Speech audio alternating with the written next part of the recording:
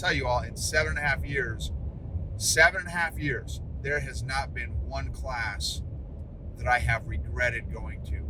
There's not been one class that I have not left in a better mood than when I showed up.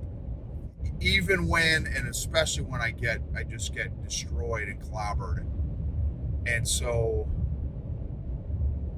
I'm grateful, so grateful for the mental, emotional, physical, and spiritual growth that jiu-jitsu has provided for me, that God has provided for me through jiu-jitsu. Welcome to the EQ Gangster podcast, where you will learn practical tools to grow your mental and emotional health and intelligence to be the best version of yourself, both at work and at home. It is real, raw, and transformational. The journey of emotional growth isn't easy, but it's worth it. I believe in you.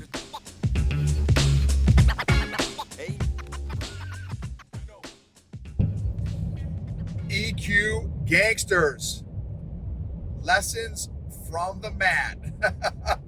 This one is going to be, a couple lessons from this one.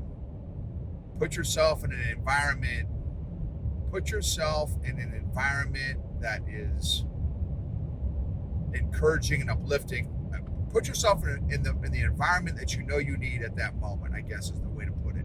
Would be one comment. And then the other kind of lesson is how in tuned are we to pick up on the cries, sufferings, challenges of those around us, so that we can have potentially an opportunity to encourage them, uplift them, and support them? Or are we too busy thinking about our own challenges, issues, struggles, sufferings, that we miss those little sometimes not so subtle cues, nonverbals, so that we're not just listening to what's being said, but are we listening to what's not being said also? So those are a couple of the points that I'm going to pull out from today's episode. I am thankful, so thankful for God's grace. I'm thankful for jiu-jitsu. I'm thankful for tension and struggle. I'm thankful for just the humbling nature of jiu-jitsu. Just when you think, yes, I've been rolling for 7.5 years.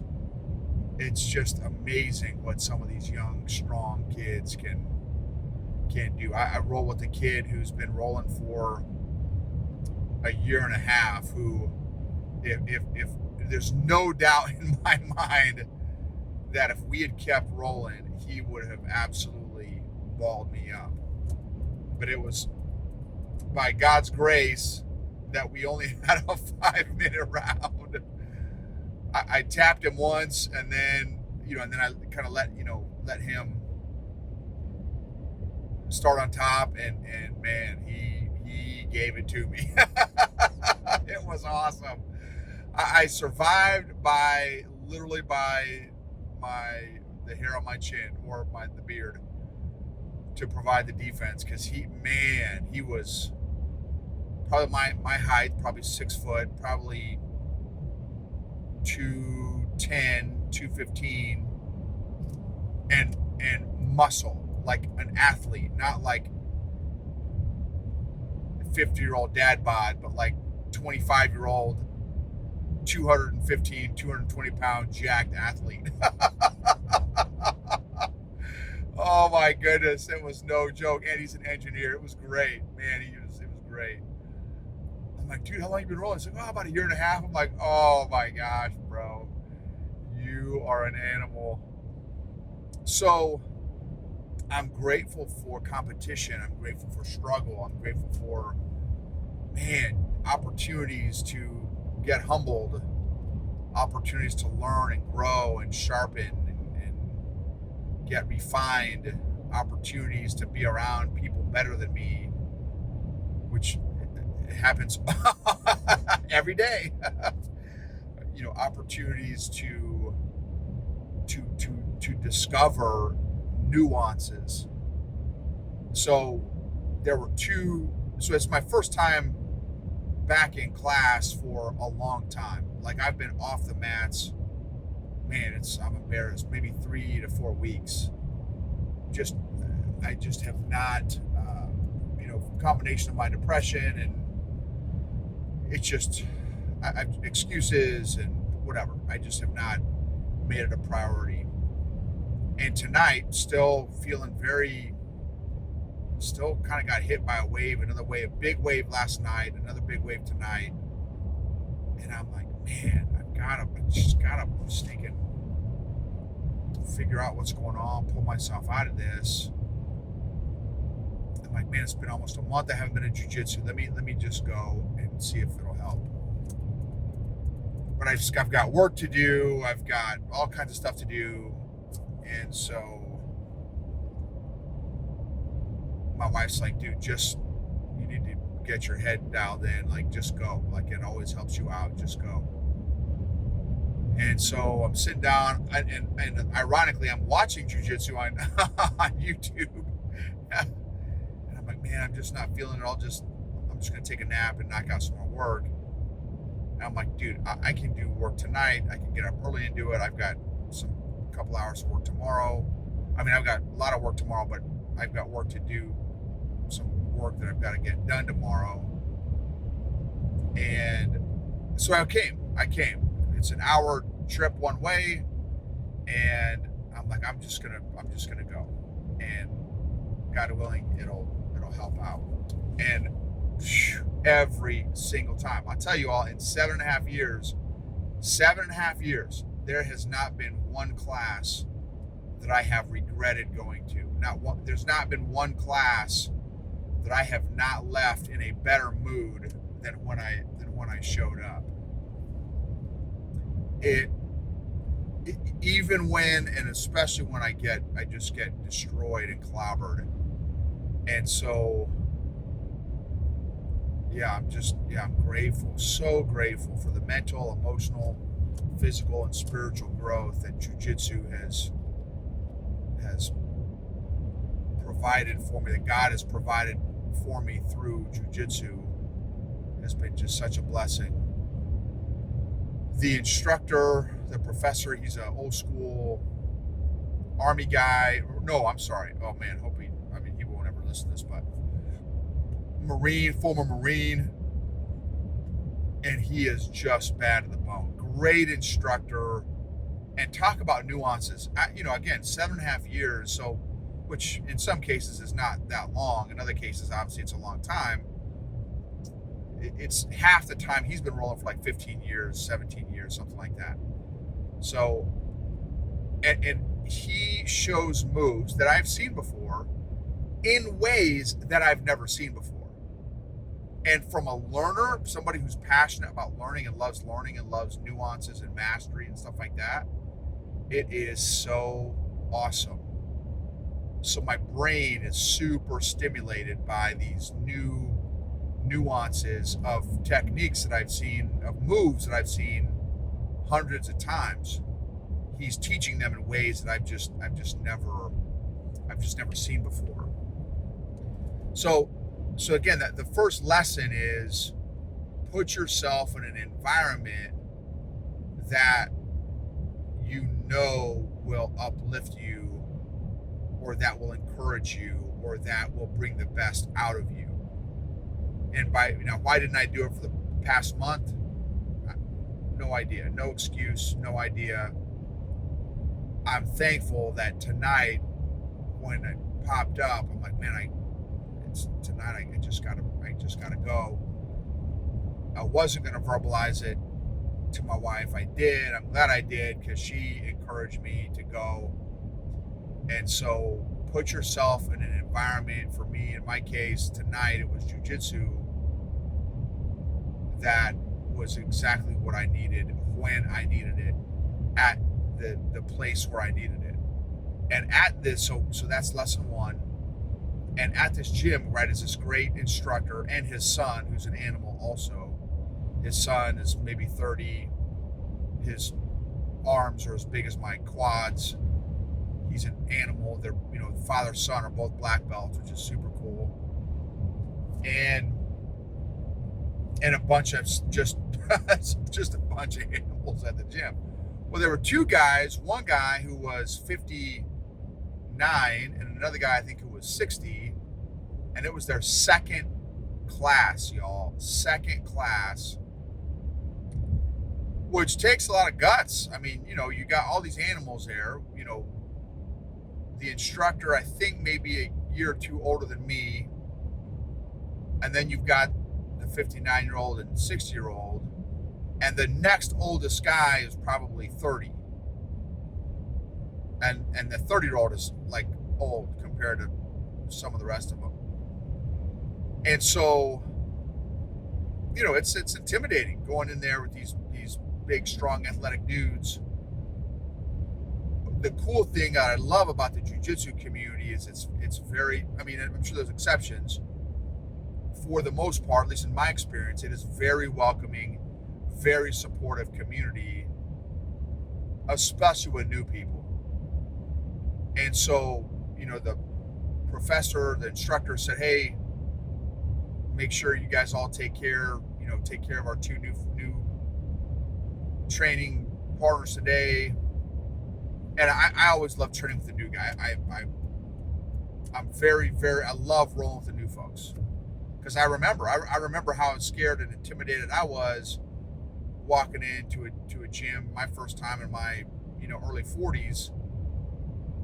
I'm like, man, I'm like, could be these guys' grandpas, let alone dads. And it was at least me. I was nervous. I was intimidated. I was scared. I was terrified. So like, I always love rolling with the new people to show them some moves and stuff, some basic moves, none of the fancy moves, and to onboard them gently so that they're not overwhelmed. And it's overwhelming anyway, but so that it lessens that pain a little bit. So anyway, so that in conversing with these two guys, phenomenal dudes, by the way, phenomenal dudes. One's a big business owner, and the other one is a pastor. And the big business guy told the pastor, hey, because the pastor told him, hey, look, this is going to sound crazy, but I'm thinking about doing jiu-jitsu because we need to have a little security team for our church. And the big business guy is like, hey, well, if you sign up, I'll sign up. So this was their second class. And so class is over. I'm like, hey, guys, great job. Because I had a chance to spend some time with both of them, showing them just a couple of the new things or some of the basic positions and stuff. And so I talked to them afterwards, and one of them is the business guy's a big hog hunter that, wild boar and wild hogs and stuff. And so talked to him about that and shooting and everything. And then the other guy, the pastor I was talking to, super dude, he's like, no, but one of the neat things, he's like, it's kind of like ministry. He said it just obviously day 2 of jiu-jitsu, but like, he's like, it's amazing how much nuance there is, right? And as the new guy, day 2, I'm missing 98% of what's getting thrown at me, and I may be catching 1% to 2%. And I said, look, just so you know, that is 100% normal. And I told both of them, I said, look, it's like learning it's literally learning a new language that has no letters or words. The alphabet and words are body positions and body movements.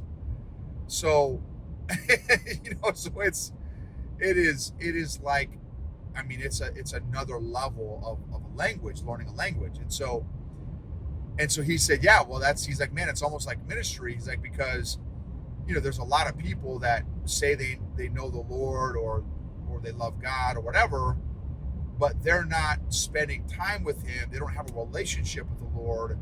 They're not spending time in his word. and they're just bebopping through life, missing 98% of the moves that the Lord is trying to teach them.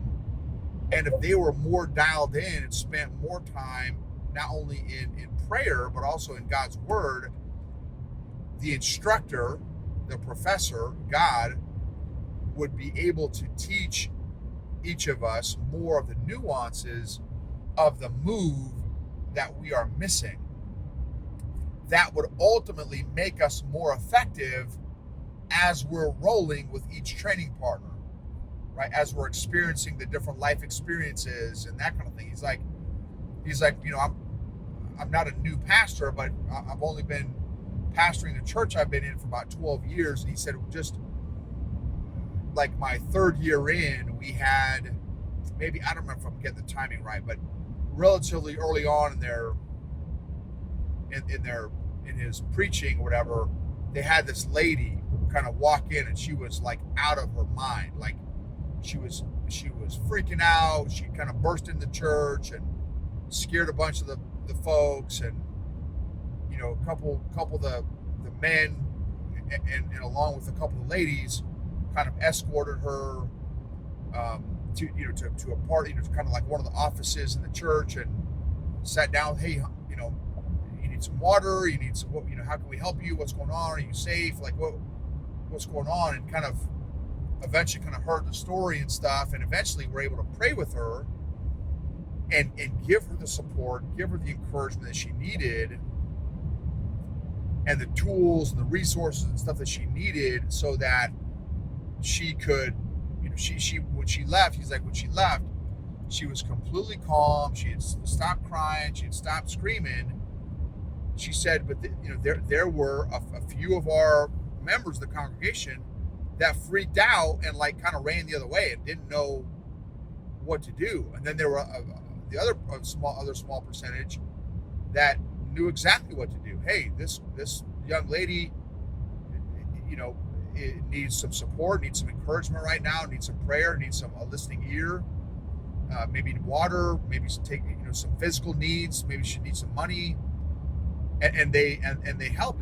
And he's like, that's the difference to like someone who knows jiu-jitsu and someone who doesn't, someone who has a relationship with the Lord and spends time in his word, and someone who doesn't, is if you don't know jiu-jitsu, you may want to run in conflict or whatever, and obviously that's appropriate in some tactical situations, but in other times it's like, again, if you know how to roll, if you know how to do jiu-jitsu, there's no need to run. You can actually provide support and encouragement to somebody that may be intent on harming themselves or trying to harm somebody else, and you just maybe need to control somebody physically. Well, if you have the right tools, you've been rolling a while, you've been practicing a while, that kind of situation is not, there's a good chance that situation is not going to freak you out. It's not going to scare you. And so, again, the two lessons: put yourself in an environment that you need at this phase in your life.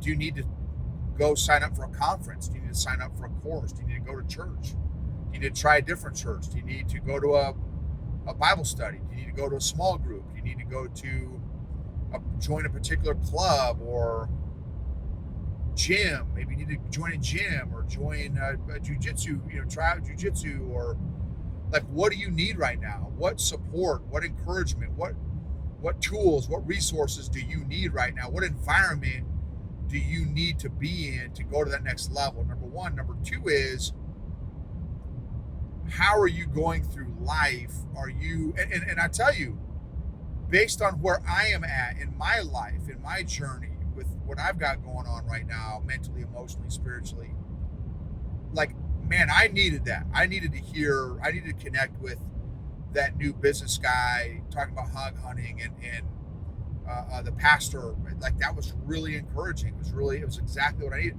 And the rolls, I got to roll with, again, a bunch of dudes balled me up. Some of them I was able to ball up, but it's the thing about jiu-jitsu is, right, it's, you give a little, you take a little, you give a little, you take a little. At least where I'm at in this phase, right? If you're new, you're gonna be on the receiving end of a lot of uncomfortable situations and discomfort, which is great. It's like, that's what we need is to put ourselves, get comfortable being uncomfortable. And I'm grateful that I was in a position to receive from these, one from the instructor, the professor in the class, and then also from those two new guys that were there. Who would have thought that the two new guys, day two, were going to encourage me that's been there 7.5 years, not at this gym, but that's been doing jiu-jitsu for so long. Like, I'm so grateful and thankful. God knew exactly what I needed, and I'm thankful that I did a little bit of effort, and God met me. And what do you need in your life, in your journey, in your walk, in your growth journey to go to that next level?